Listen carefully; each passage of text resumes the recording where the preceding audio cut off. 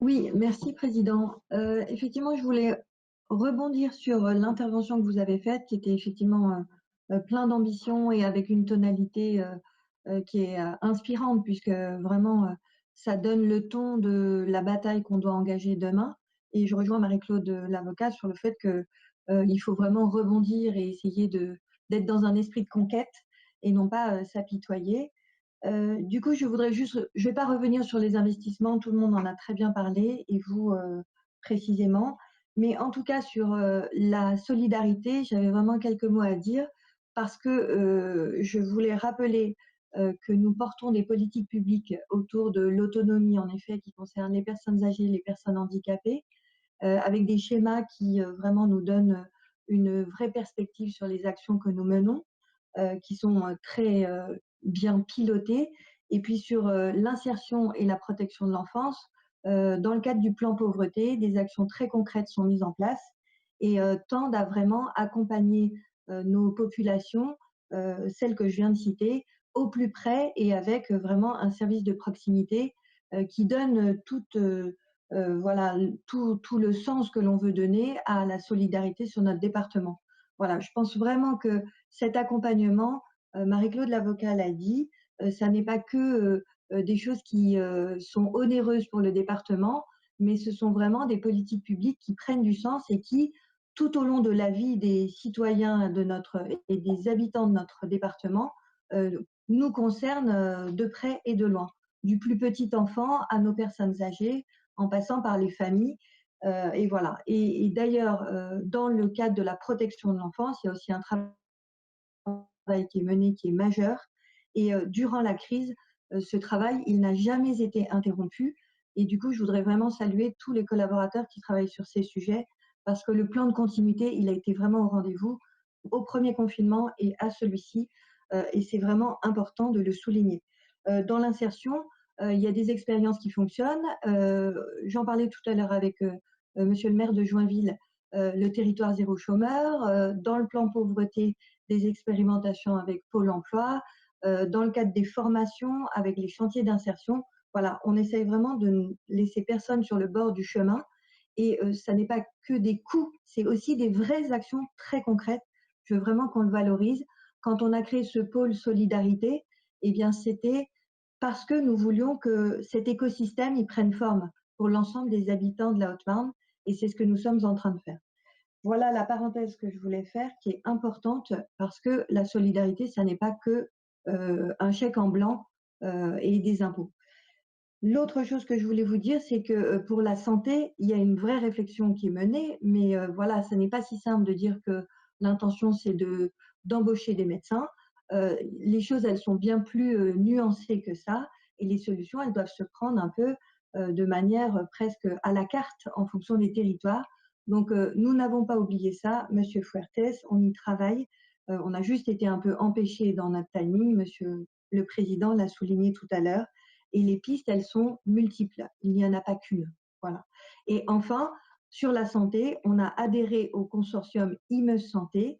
Des expérimentations sur notre territoire vont être menées. Nous vous rendrons compte de ces expérimentations parce que ce consortium, c'est et du fonctionnement et de l'investissement. Et ça signifie que derrière, on aura à vous rendre compte de ce qu'ont donné ces expérimentations. Elles concernent bien sûr des expérimentations sur la télémédecine, le numérique autour de la santé et comment on rend plus accessible l'accès aux soins par ce biais du numérique. Voilà ce que je voulais dire. Et pour conclure, je trouve que votre souhait de continuer la bataille de l'attractivité, elle est majeure. Je pense que ce domaine de la solidarité y contribuera. Voilà, merci. Merci Madame la Première Vice-Présidente pour ces propos qui répondent effectivement à un certain nombre d'inquiétudes de nos collègues ou d'interrogations. Alors on a Madame Leduc qui veut prendre la parole. Oui, merci Président. Je voudrais remercier Monsieur Fuertes d'avoir mentionné mon nom quant à ma mission réalisée dernièrement. Bon, à la base, je suis infirmière et il me semblait tout à fait normal de m'inscrire dans la réserve sanitaire locale et interrégionale. Donc, j'ai été appelée la semaine dernière à venir en renfort dans un hôpital lyonnais. Et donc, j'ai rencontré des équipes qui ont été formidables, même si elles ne se satisfont pas de s'entendre dire qu'elles sont seulement formidables. Elles ont été très, très impactées lors de la première vague et également très découragées lors de la deuxième vague. Et aussi indignées par tous ces comportements qui n'ont pas été très responsables lors des mesures qui devaient être respectées très, très, très rigoureusement. Maintenant, le message que je voudrais passer, c'est que par rapport à ce que j'ai vu, à ce que j'ai pu ressentir et tout ce qui m'a été rapporté par ces équipes et par les patients que j'ai rencontrés, c'est que bientôt, on va avoir les fêtes de Noël, tout le monde est de Nouvel An, tout le monde a envie de se retrouver en famille. L'étau du confinement a été desserré par les nouvelles mesures gouvernementales, mais il ne faut pas oublier d'être extrêmement prudent, d'être extrêmement mobilisé contre ce virus. Parce que quoi qu'on en dise, il est là, il est bien réel, ça brise des familles, c'est quelque chose, enfin, c'est une bataille qui n'est encore pas gagnée. Voilà, je voulais également rajouter que la mise en place de l'appel à volontariat pour les EHPAD est vraiment une chose dont on peut se réjouir parce que les témoignages que je peux avoir et de soignants et de personnes qui ont des personnes âgées hospitalisées sont vraiment, indiquent qu'il y a une fracture sociale, un isolement qui non seulement, qui se rajoute à ce grave problème de la maladie du Covid, mais également engendre un phénomène de glissement et qui peut être beaucoup plus fatal même qu'une maladie. Voilà, donc cet appel au volontariat est effectivement une très bonne chose et à l'initiative du conseil départemental. Voilà, c'est tout ce que je voulais rapporter de ce que j'ai pu vivre dans ce contexte. Merci Madame Leduc. Bien sûr, on s'associe aux propos de Monsieur Furtès en début d'intervention. Mais c'est important d'avoir aussi des personnes comme vous qui vont un peu voir avec un œil un peu extérieur, voir ce qui se passe qui ont ensuite un regard et qui nous l'expriment. Voilà. En tout cas, merci à vous. Est-ce qu'on a d'autres demandes d'intervention après l'intervention de 6 conseillères départementales d'affilée? Où sont les hommes endormis? Madame Cardinal. Madame Cardinal, ben voilà, on continue la série. Hein. Et Monsieur Calal. Ah, Monsieur Calal. Ah, Monsieur Calal va casser la chaîne. Oui, Madame Cardinal. Non, je suis sur l'ordinateur de Madame Cardinal, comme ça, j'espère que vous nous voyez. Ah, vous êtes ensemble. Ouais. Il n'y a pas de maître, Monsieur Furtès. Oui, mais on est à le masque. Ah, vous êtes très proche, là. Hein. Ouais, mais on a le masque. On est protégé. Bien, on vous écoute. Voilà. Et juste, non, c'est par rapport à l'école de voile. Il me semble qu'il y a un problème donc de plan d'occupation des sols qui empêcherait, on va dire, les travaux. Donc, je ne sais pas ce que… On est au courant, on est au courant, Monsieur Furtès. On sait qu'il y a… Ça sera traité. Oui, donc ça ne devrait pas bloquer. Entre le moment où on va lancer les choses et c'est un sujet qu'on a eu. Ouais. Très bien, merci beaucoup. Voilà. Alors, Monsieur Calal. Oui, merci Monsieur le Président. Alors tout d'abord, je souhaitais intervenir pour vous faire part un peu de ma réflexion. Tout d'abord, je tiens à vous remercier pour la belle énergie, cette énergie sincère que vous diffusez depuis plusieurs mois pour affronter cette crise. Et c'est vrai que vous avez réussi à travers cette action à réduire ce temps de réflexion, décision, action qui, le Covid, nous a un peu secoué et secoue nos administrations. Alors je tiens à vous dire, entre ces deux vagues, j'ai pu rencontrer pas mal d'acteurs associatifs, assister à certaines assemblées générales. Ils sont très reconnaissants on va dire, du soutien substantiel du département dans le maintien des subventions, malgré une difficulté à faire ce qu'ils aiment, c'est-à-dire encadrer nos jeunes, porter des manifestations d'envergure et tout simplement du lien social. Alors, la difficulté et la nouveauté avec cette deuxième vague, c'est qu'elle arrive quasiment en même temps que la rentrée associative. Et vous vous doutez bien que de nombreuses familles n'ont pas pu prendre de licence sportive ou des adhésions dans le monde associatif culturel, tout simplement parce que cette visibilité, cette projection dans le temps est assez compliquée pour eux. Et on sait aussi que nos associations vivent avec ces adhésions essentiellement. Donc vous avez parlé tout à l'heure d'un budget, Monsieur le Président, de solidaire et ambitieux. Ce que je vous propose de la 8e commission, c'est aussi de réfléchir à comment on peut apporter des aides ou des solutions pour permettre de doper justement cette rentrée associative qui va être extrêmement compliquée, en aidant peut-être, parce qu'aujourd'hui le département soutient à hauteur de 10 € les licences sportives pour les jeunes jusqu'à 17 ans, et aussi un élément important, ce qui est une force, le monde associatif de notre territoire, c'est aussi notre fragilité, parce que nous avons de nombreuses manifestations d'envergure nationale sur notre territoire qui participent à la notoriété, à l'attractivité de notre territoire. J'espère que tous ces acteurs associatifs continueront avec le département, qui est devenu, à travers votre action, Monsieur le Président, la première collectivité de proximité. Vous avez été le premier à annoncer le maintien de ces subventions et l'ensemble des collectivités ont suivi après. Et je trouve que ça, c'est un signal fort parce que le département s'inscrit un peu comme le leader et nos collègues suivent. Donc j'espère que voilà, avec la 8e commission, nous allons travailler sur ces différentes propositions que nous vous ferons parce qu'il va falloir traverser cette deuxième vague et j'ai peur que le monde associatif soit en difficulté. Et vous les connaissez comme moi, un bénévole en difficulté, on ne l'entend pas beaucoup. C'est ceux qu'on entend, ce n'est pas ceux forcément qui sont le plus en difficulté. Donc voilà, je vais m'atteler avec mes collègues de la 8e commission pour faire des propositions concrètes. Merci. Merci, Monsieur le Vice-président. Effectivement, je compte sur vous parce que vous êtes quelqu'un de très impliqué dans le monde associatif. Donc, vous les connaissez, vous savez comment ça fonctionne. Je pense qu'aussi, il faudra les accompagner sur la partie gestion, sur comment aller chercher des aides qui existent. Et tout le monde n'est pas au courant. Il y a des dispositifs qui sont mis en place pour le monde associatif et qui ne sont pas toujours connus. Qui ne sont pas toujours connus par ces associations. Alors, il y a les grosses associations qui ont des salariés et qui connaissent un peu mieux. Mais il y en a beaucoup qui n'ont rien de tout ça.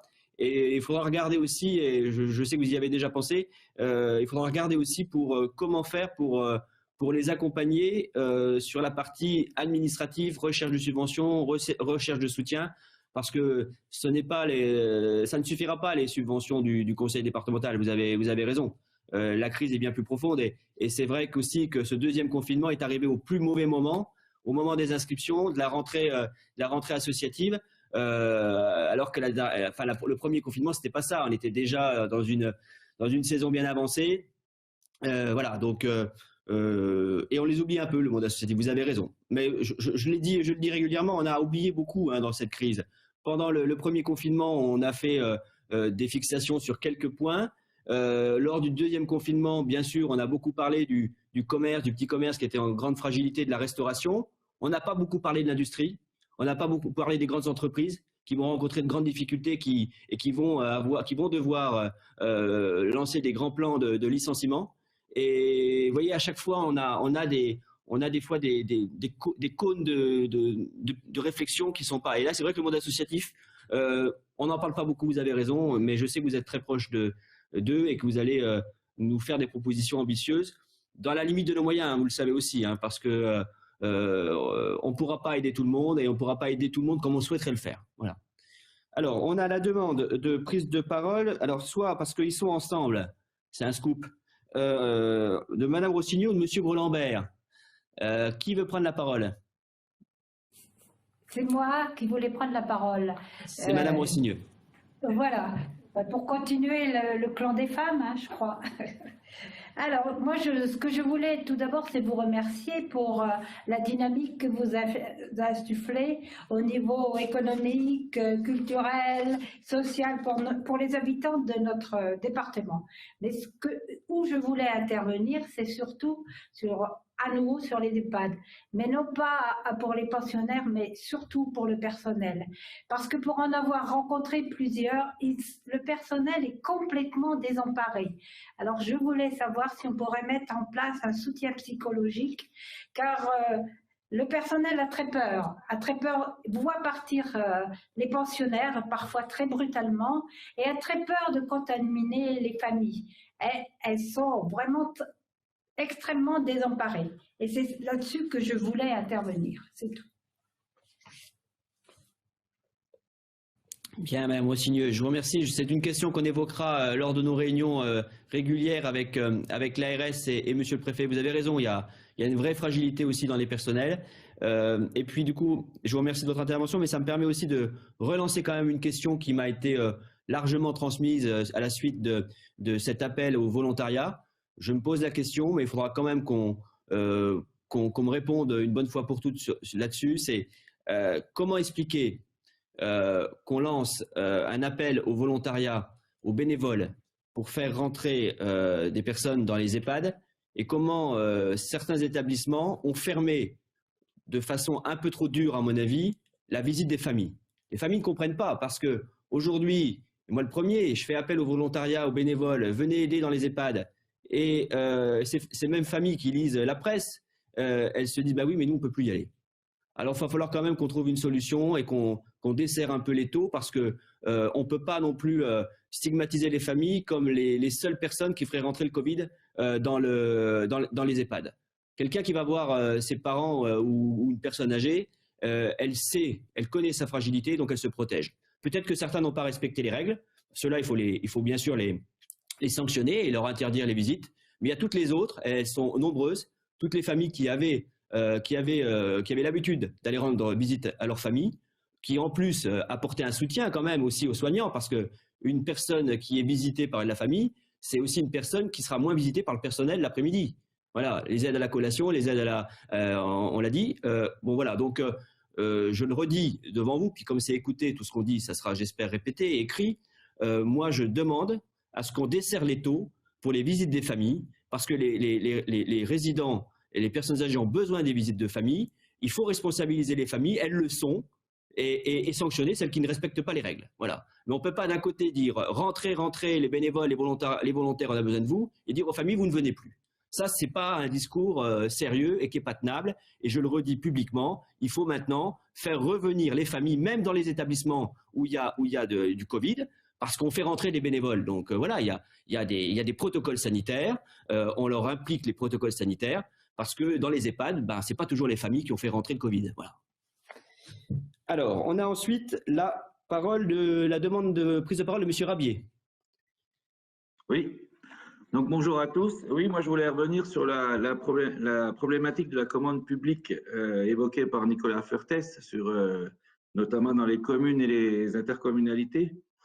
Ce que je voudrais dire, c'est que, en fait, on a eu une année blanche. On a eu une année blanche en 2020 à cause des élections, surtout. C'est pas tant à cause du Covid, mais c'est beaucoup à cause des élections. Les anciens conseillers municipaux et conseils communautaires n'ont pas pris de décision en début d'année. Après, les élections ont duré 6 mois, presque 4 mois, 6 mois. Et ensuite, le temps que ça démarre. Et là, aujourd'hui, on voit en 4e commission, on a vu arriver en 4e commission énormément de dossiers. Donc, c'est plutôt une bonne nouvelle pour la commande publique. Voilà, sauf que ce seront des dossiers 2021. Et je pense qu'on n'a pas besoin d'augmenter notre budget de subvention aux communes et aux intercos pour pouvoir avaler tous ces dossiers qui vont arriver très rapidement. Donc, je pense que dès 2021, les entreprises vont pouvoir reprendre le travail au rythme qui est prévu. Bien, merci Monsieur Rabier. Effectivement, c'est pas le Covid directement, mais indirectement qui a fait durer les élections pendant plusieurs mois et qui a quand même un peu paralysé la commande publique. Maintenant, vous avez raison. Hein, quand on regarde les chiffres, et vous le verrez tout à l'heure lors de la commission permanente, beaucoup de lignes de crédit destinées aux collectivités sont utilisées. Le FAL est quasiment utilisé à 100%. Il y a un petit reliquat, on en discutera, mais voilà. Donc il y a quand même beaucoup de projets qui arrivent. Même s'il y a un léger ralentissement, mais c'est le ralentissement qu'on connaît aussi toujours en début de mandat, c'est vrai. Alors, j'ai à nouveau la demande, alors je ne sais pas si c'est M. Fuertes ou Mme Cardinal. On vous écoute. Oui, Monsieur le Président, merci. Je voulais rebondir sur votre position de faire rentrer les familles à nouveau dans les EHPAD. En plus de l'accompagnement et pour éviter les syndromes de glissement, je voudrais quand même signaler qu'au regard de l'absentéisme des agents ou des postes non pourvus, on fait quand même intervenir des agences d'intérim, des professionnels qui vont dans différents établissements. Donc, ils sont aussi des risques de contamination. Donc, il n'y a pas que les familles. Donc, c'est quand même un point qui est important en ce moment au regard des soignants qui sont aussi touchés. Donc, c'est pour ça que moi, je suis très favorable au retour des familles également dans les structures pour personnes âgées, parce que cet accompagnement leur permet de rebondir et de ne pas se laisser justement atteindre par des syndromes de glissement. Je vous remercie, Monsieur le Président. Merci, Madame Cardinal. Effectivement, on partage totalement cette vision des choses. D'autres demandes d'intervention? Oui, Monsieur Noireau. Oui, merci, Président. Bonjour à tous. Donc, depuis ce matin, on a parlé beaucoup de social dans les EHPAD, ailleurs, surtout qui s'adresse en direction des seniors. Mais moi, je me réjouis surtout de ce qui est prévu dans les orientations budgétaires, c'est-à-dire les travaux à la Mazerie qui vont bientôt débuter, les travaux qui vont être envisagés à la Liège, tout ça, c'est en direction de notre jeunesse. Et moi, je m'en réjouis parce que, contrairement à ce que certains pensent, c'est pas tous les jeunes qui ont les moyens d'aller faire du ski, de partir en classe de découverte, que ça soit sur tous les sites, enfin pas que du ski, de la voile aussi. Donc, moi, je me réjouis de cette action-là qui est menée. Il ne faut pas forcément la mesurer en euros.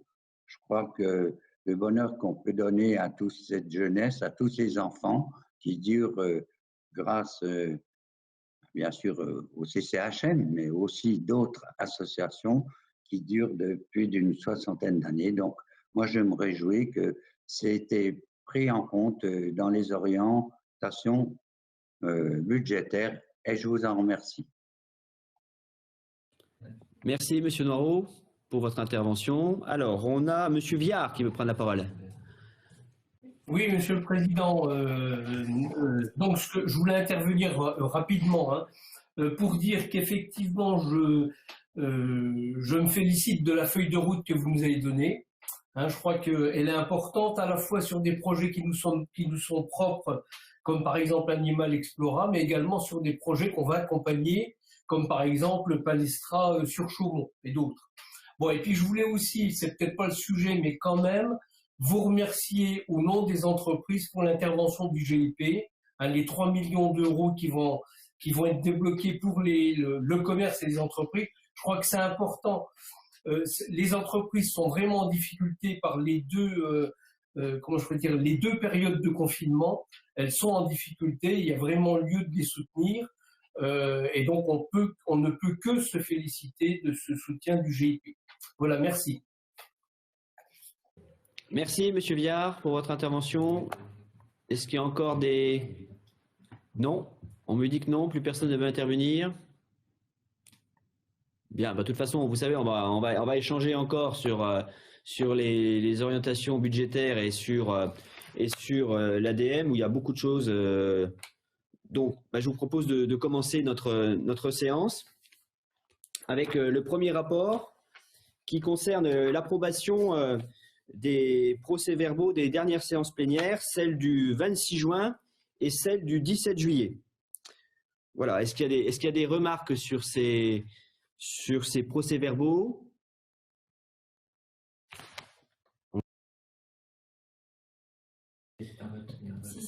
Bien.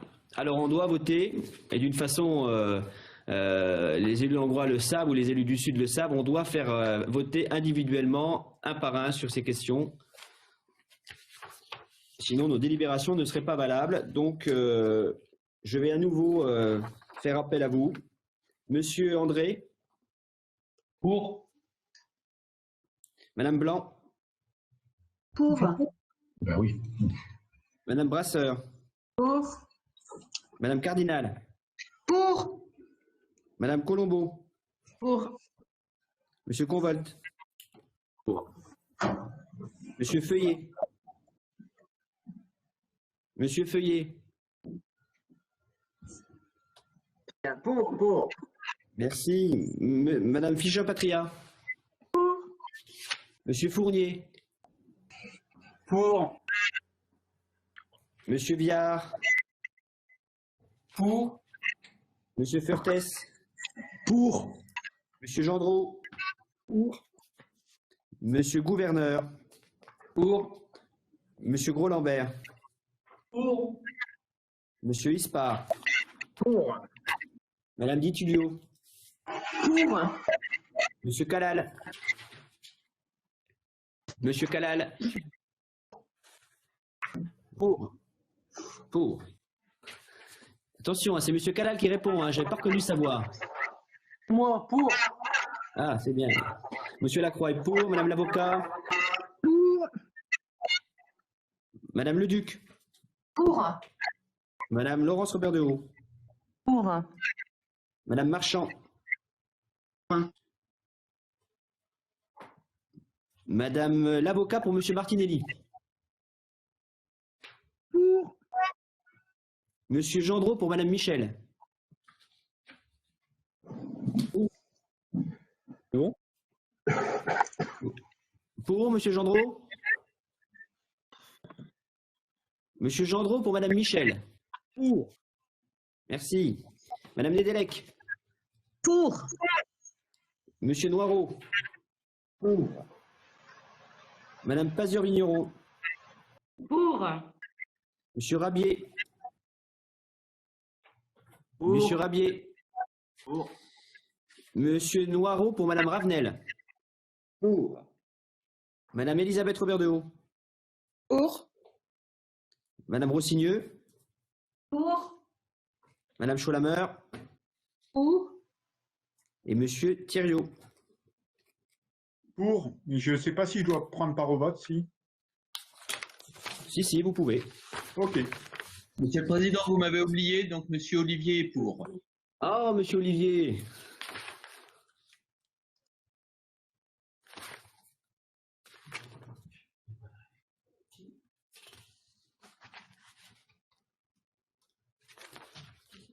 Ok, c'est noté. Bien, unanimité. Donc, je propose maintenant à Monsieur le Premier vice-président Gérard Gros-Lambert de passer au rapport suivant, information sur les dossiers contentieux en cours. Monsieur Gros-Lambert, vous avez la parole. Merci, Monsieur le Président. C'est une délibération habituelle. En application de l'article 3221-10-1 du Code général des collectivités territoriales et par une délibération du 6 novembre 2017, nous avons délégué au Président pouvoir pour tous les contentieux relevant des ordres administratifs et judiciaires, et quel que soit le niveau d'instance. À ce titre, le Président peut intenter ou non du département les actions en justice et défendre le département dans les actions intentées contre lui. L'exercice de cette compétence doit faire l'objet d'une information de l'Assemblée départementale. Aussi vous sont présentés dans ce rapport les listes des dossiers en cours ayant fait l'objet d'une décision de justice. 2 dossiers méritent quelques précisions. S'agissant du collège Anne-Franck à Saint-Dizier, 2 référés expertises portant sur la toiture et le dallage avaient été introduits, suivis par 2 actions à l'encontre du maître d'œuvre et des entreprises, afin que le département soit indemnisé des sommes dépensées pour les travaux de réfection. Si le tribunal administratif a entendu la demande relative au dallage, il n'a en revanche fait droit à la demande relative à la toiture qu'à hauteur de 18% des sommes sollicitées. Les arguments sous-tendant ce jugement étant contestables, le dossier a été porté en appel. S'agissant du dossier relatif au pont-route du Grenant, le tribunal administratif a condamné le département à verser à la SNCF une indemnité de 392 518,61 € suite à un effondrement du talus qui l'impute à un mauvais entretien. Un appel de cette décision est en cours, l'établissement du lien de causalité et l'évaluation du préjudice étant critiquable. Ce rapport d'information ne donne pas lieu à vote. Merci, Monsieur Gros-Lambert. Y a-t-il des questions? Il est déconnecté, je pense. Oui? Est-ce que vous m'entendez? Non, il n'y a pas de question. Non, il n'y a pas de question. Très bien. Alors, Monsieur Gros-Lambert, je vous propose de prendre le 3e rapport. Très bien, merci Monsieur le Président. Le Code général des collectivités territoriales permet à l'Assemblée départementale de déléguer une partie de ses attributions au président. La délibération du 6 novembre 2017 confie ainsi au président délégation sur des thèmes précisément listés, marché, contentieux, fixation de tarifs, droit de préemption, etc. Dans la continuité de l'information qui vous est donnée régulièrement sur la passation des marchés publics ou des dossiers contentieux, le rapport du président vous présente les décisions prises en 2020 sur les autres attributions déléguées, notamment s'agissant du Fonds de solidarité pour le logement. Pareil, ce rapport d'information ne donne pas lieu à vote.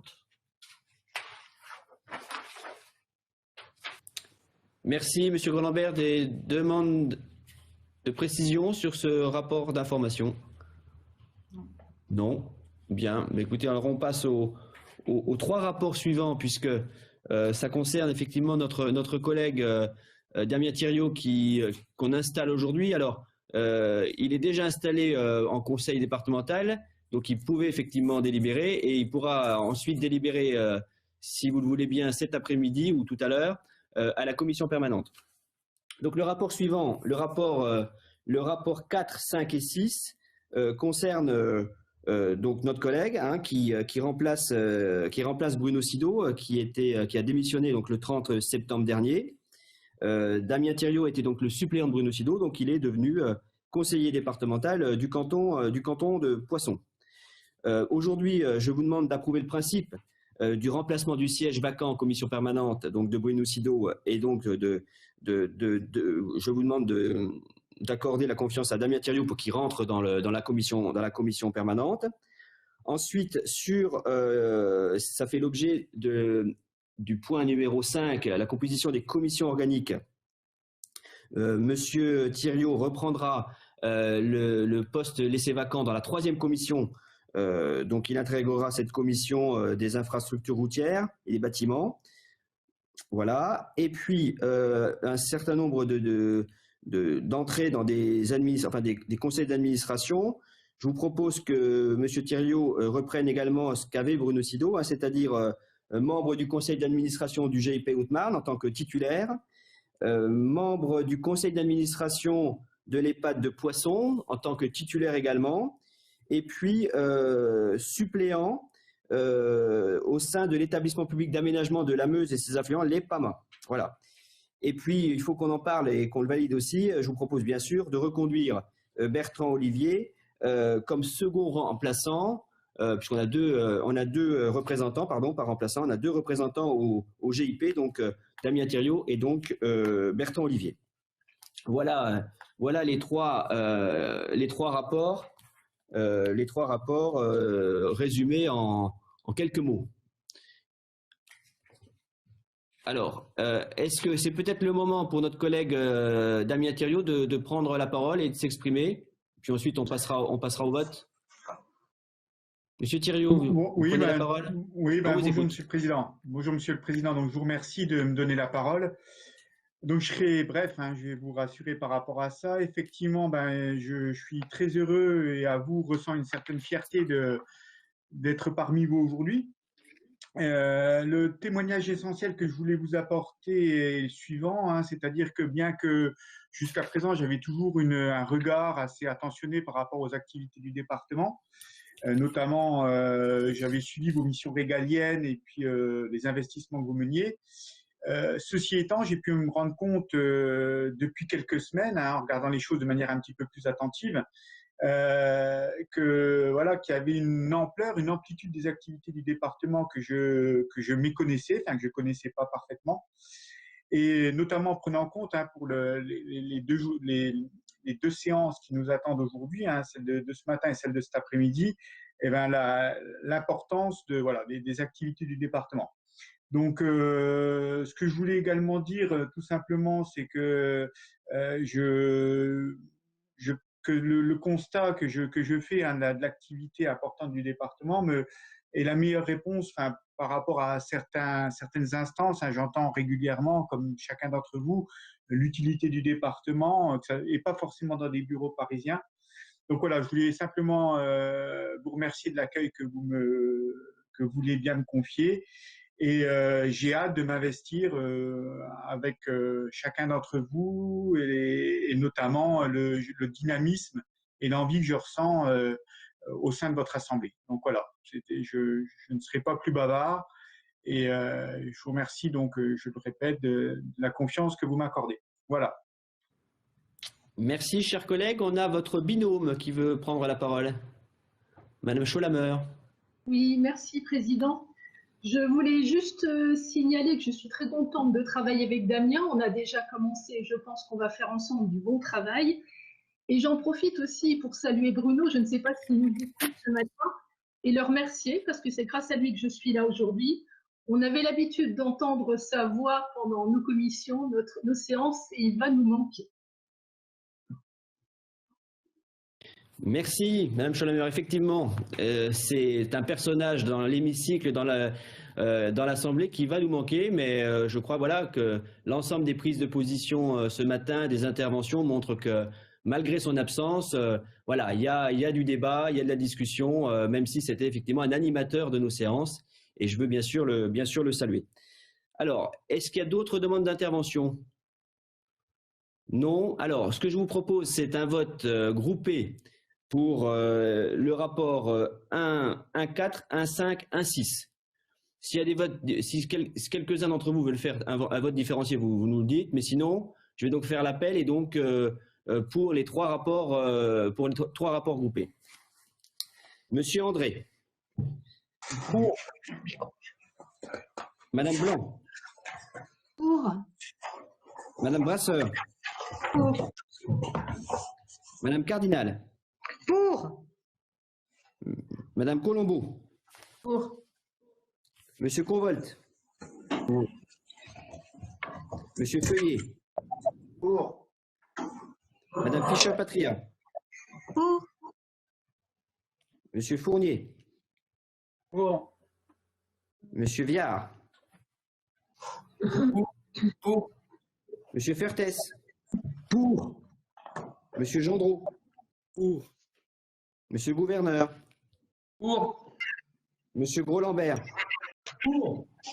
Monsieur Espard. Pour. Madame Ditulio. Pour. Monsieur Calal. Monsieur Lacroix est pour. Madame l'avocat. Pour. Madame le Duc. Pour. Madame Laurence Robert de Haut.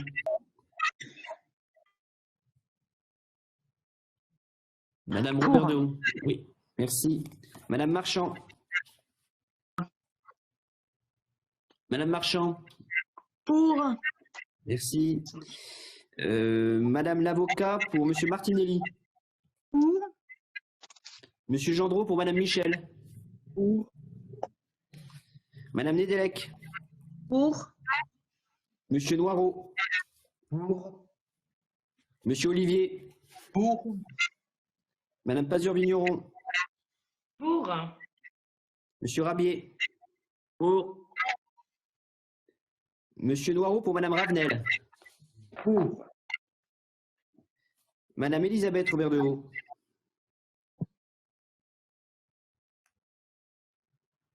Madame Elisabeth Robert de Haut. Je dis pour. Merci. Madame Rossigneux. Pour. Madame Scholammer. Pour. Et Monsieur Thiriot. Pour. Merci, unanimité. Donc voilà, bienvenue et voilà, beaucoup de travail dans cette troisième commission. C'était la commission à laquelle j'étais très attaché avant de devenir président. Voilà, et c'est une belle commission parce qu'on voit à la fois le métier des routes, on voit le métier de nos agents, on comprend mieux les choses et on a aussi toute la partie des bâtiments. Et c'est quand même, c'est là où on dépense beaucoup d'argent, où on investit beaucoup et c'est vraiment très intéressant. Et puis sur le reste de vos délégations, je pense que c'est important que vous soyez au GIP parce que vous êtes aussi l'élu du territoire au plus proche dans ce territoire CIGEO avec Bertrand Olivier, bien sûr. Voilà.